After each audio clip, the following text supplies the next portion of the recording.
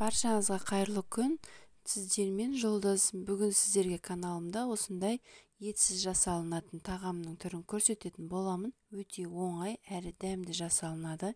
Бізге керегі ұн және бөлме температурасындағы су.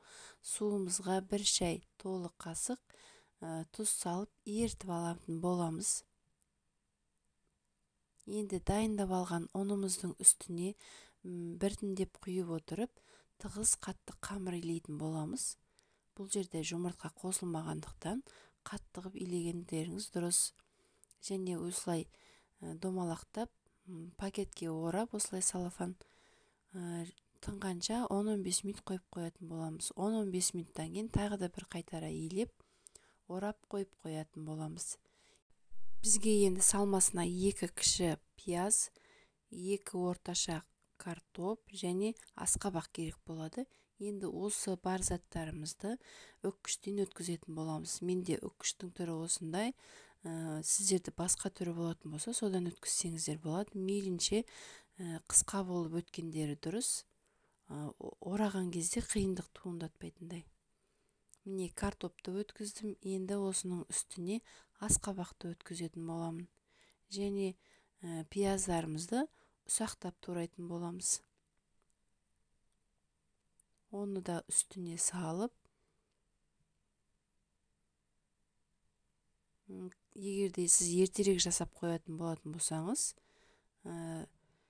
үстіне сұйық май құятын боласыз. Сонда картоптарымыз қарайып кетпейді. Менде кішкене жусай болған, сол жусайды мұздатылған. Соны қостым.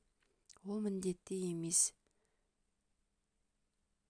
Сұйық май қосылғаннан кейін осылай араластырып қоятын боламыз. Сонда картоптарымыз қараймайтын болады. Салмасын бір шетке алып қоятын боламыз. Енді тынып тұрған қамырымызды жаятын боламыз. Осылай ұн себу арқылы және осылай жұдырығымыздың көмегінен домалақ етіп жұп-жұқа қағып жаятын боламыз. Айтпақшы достар, қазақша контенттің және менің каналымның ары қарайды дамуына үлес қоссаңыздар, ол үшін менің каналыма тіркеліп, подписация батырмасын басып, қоңыраушаны баса кетіңіздер, келесі видеоларды жіберіп алмас үшін. Және де осы видео ұнаған болса, өз достарыңызбен бөлісіп қойыңыздар, WhatsApp желісі арқылы.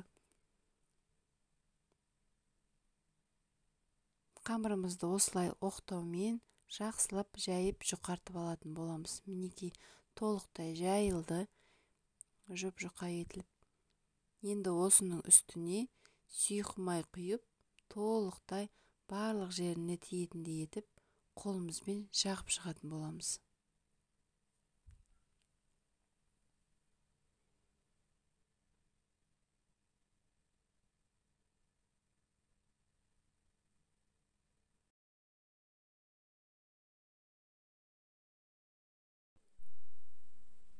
Қамырымызға майды толықтай жайғаннан кейін осылай үлкендеу көлемде жолақ етіп кесіп шығатын боламыз. Дәл мантының қамырындай етіп, 4 бұрыш етіп кессек болады.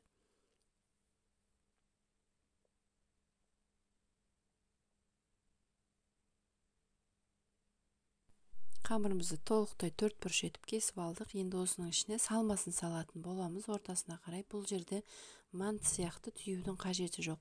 Екі жағын бүгіп, осылай сопақша етіп орай салатын боламыз. Болды. Өте оңай дайындалады. Барлығын осылай орап шығатын боламыз. Және мантаваркамыздың астын майлап жабыспас үшін тізіп шығып, қайнап тұрған суда 35-30 минут пісіріп аламыз. Бұл жерде ет болмағандықтан өте тез піседі.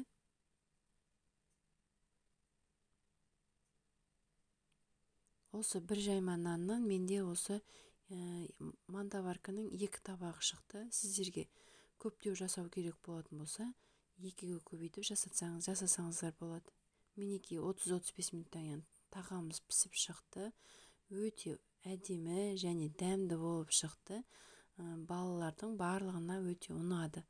Сіздерде осылай ет болмаған кезде жасап көрсеңіздер болады. өте дәмді шығады. Менің каналыма тіркеліп, видео ұнаған болса, комментарий, лайк баса кетіңіздер. Сау болыңыздар.